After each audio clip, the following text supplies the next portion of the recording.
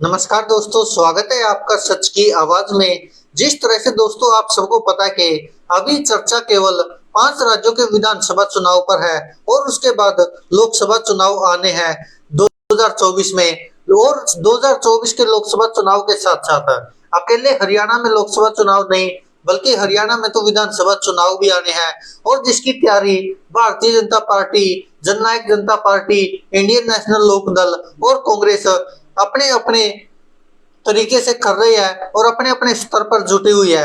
और खासकर आईएनएलडी जो कि पहले सरकार में रह चुकी है, लेकिन अभी उनकी केवल विधानसभा में भी एक ही सीट है।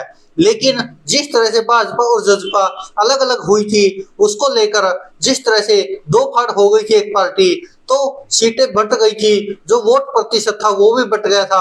हालांकि जननायक जनता पार्टी ने भाजपा के खिलाफ चुनाव प्रचार करके 10 सीटें हासिल कर ली थी, लेकिन उसके बाद जिस तरह से जननायक जनता पार्टी का विरोध होने लगा बहुत जगह पर कि भाजपा के खिलाफ ही चुनाव लड़के भाजपा को ही समर्थन दे दिया, जिस कारण लगातार जननायक जनता पार्टी की और दुष्यंत चौटाला की किरकिरी हुई। तो अब आप सोच सकते हैं कि किस तरह से अब 2024 के विधानसभा चुनाव होने हैं, क्योंकि जिस तरह से कांग्रेस जहां अकेले दम भरने का ख्वाब देख रही है कि वह अकेले चुनाव जीत लेगी, तो वहीं भारतीय जनता पार्टी और जननायक जनता पार्टी शायद मिलकर ही चुनाव लड़ेंगी, क्योंकि अकेले शायद भूपेंद्र सिंह हुड्डा के सामने किसी की भी दाल नहीं गलने वाली है, ना जसपा की ना भाजपा की। लेकिन इसमें एक जो अहम जाति है जिसको लुभाने के लिए फिलहाल कांग्रेस और भाजपा दोनों ही अपने अपने स्तर पर पूरी कोशिश कर रही है, वो है ब्राह्मण। जी हाँ दोस्तों, 2024 से पहले ही कांग्रेस और भाजपा ब्राह्मणों को लुभाने की क्यों कोशिश कर रही है, आइए समझते हैं पूरा गणित वोट प्रतिशत का। खासकर जिस तरह से उनको लुभाने की कोशिश की जा रही है हरियाणा में भारतीय जनता पार्टी द्वारा भी और कांग्रेस द्वारा भी। हरियाणा में अगले साल लोकसभा चुनाव और विधानसभा चुनाव होने हैं। इसको देखते हुए सत्तारूढ़ भाजपा और प्रमुख विपक्षी कांग्रेस ने राज्य में ब्राह्मण समुदाय तक अपनी पहुंच बढ़ा दी है।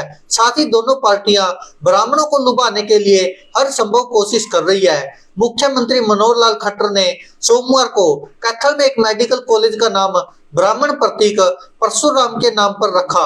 साथ ही 11 दिसंबर को अपने गृह क्षेत्र करनाल में दूसरे ब्राह्मण महाकुंभ के आयोजन की घोषणा की।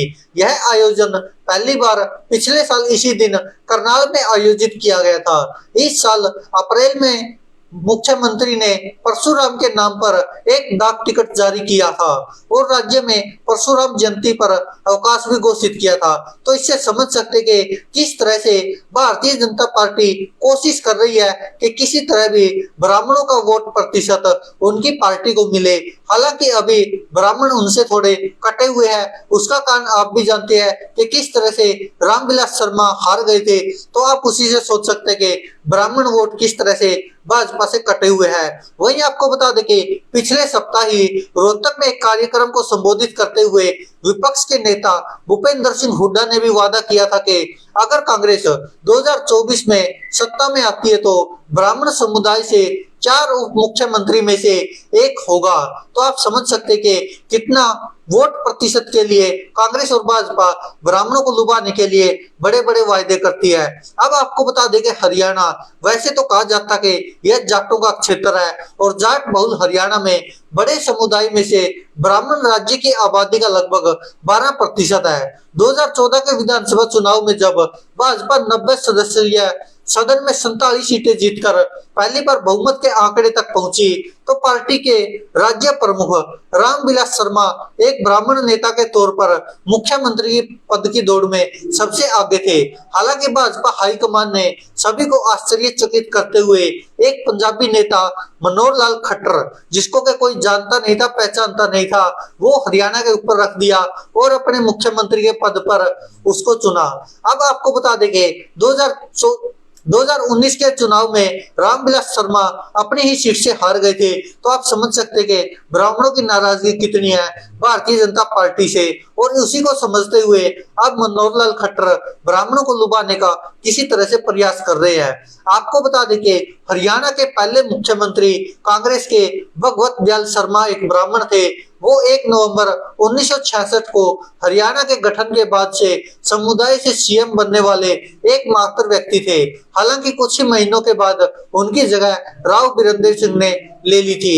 1968 से आज तक कुछ अपवादों को दिया जाए तो ज्यादातर जाट नेताओं ने ही राज्य प्रशासन किया, जिसमें विशाल हरियाणा पार्टी के राव बीरेंद्र सिंह, बनारसी दास गुप्ता और कांग्रेस के भजनलाल के अलावा निवर्तमान खट्टर शामिल है।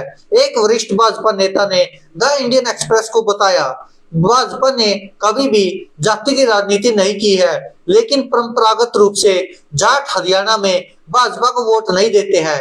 वर्तमान परिस्थितियों में भी हरियाणा में शीर्ष जाट नेताओं के 3 गुट है। कांग्रेस के भूपेंद्र सिंह हुड्डा, आईएनएलडी के ओम प्रकाश चौटाला और अभय चौटाला और जननायक जनता पार्टी के दुष्यंत चौटाला। एक नजरिया है कि जाट वोट 3 पार्टियों के 3 जाट गुटों में बंटने की संभावना है और यही एक कारण है कि भाजपा बनिया और पंजाबी समुदाय के अलावा ब्राह्मण मतदाताओं को लुभाने की कोशिश कर रही है। इससे भाजपा के भीतर ब्राह्मण नेताओं की आकांक्षाएं भी बढ़ जाती है। पिछले साल में मई में एक रैली में भाजपा के रोहतक सांसद अरविंद शर्मा ने राज्य में एक ब्राह्मण मुख्यमंत्री की जोरदार वकालत की थी। भाजपा के राज्यसभा सांसद कार्तिकेय शर्मा ब्राह्मण महाकुंभ के लिए जनसंगति के लिए हरियाणा का दौरा कर रहे हैं। इस संबंध में वह अब तक करनाल, पानीपत, काइंड कैथल, चरखी दादरी, झज्जर, भिवानी, अंबाला और गुड़गांव का दौरा कर चुके हैं। जबकि कांग्रेस नेताओं का कहना है कि भाजपा हुड्डा की रोहतक घोषणा के बाद ब्राह्मणों को लुभाने की कोशिश कर रही है। वहीं खट्टर ने उन पर विभाजनकारी जाति की राजनीति करने का आरोप लगाया है। हालांकि भूपेंद्र सिंह हुड्डा ने द इंडियन एक्सप्रेस से कहा, मैं विभाजनकारी राजनीति करने वालों में से बिल्कुल भी नहीं हूँ। मैं वह हूँ जो जाति के नाम पर लोगों को बांटने वाली भाजपा के विपरीत सभी समुदायों के बीच प्यार फैला रहा हूँ। हुड्डा के डिप्टी सीएम प्रस्ताव पर प्रतिक्रिया व्यक्त करते हुए रामविलास शर्मा ने हाल ही में कहा था कि ब्राह्मण समुदाय की नजरें बड़ी सीट पर है जो मुख्यमंत्री पद का सदरम था।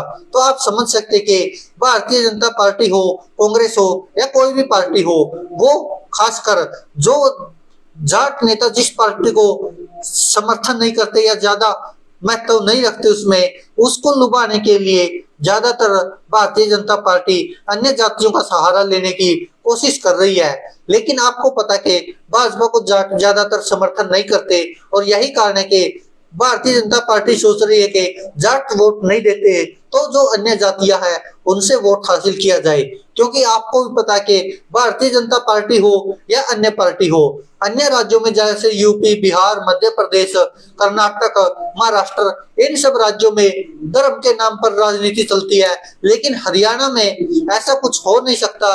तो जिस कारण यहाँ पर जातिवाद के नाम पर राजनीति की जाती है और यही कारण है कि ब्राह्मणों को लुभाने की पूरी कोशिश की जा रही है भारतीय जनता पार्टी द्वारा भी और कांग्रेस द्वारा भी। दोस्तों, इसको लेकर आप क्या सोचते हैं अपनी राय कमेंट बॉक्स में जरूर दीजिएगा।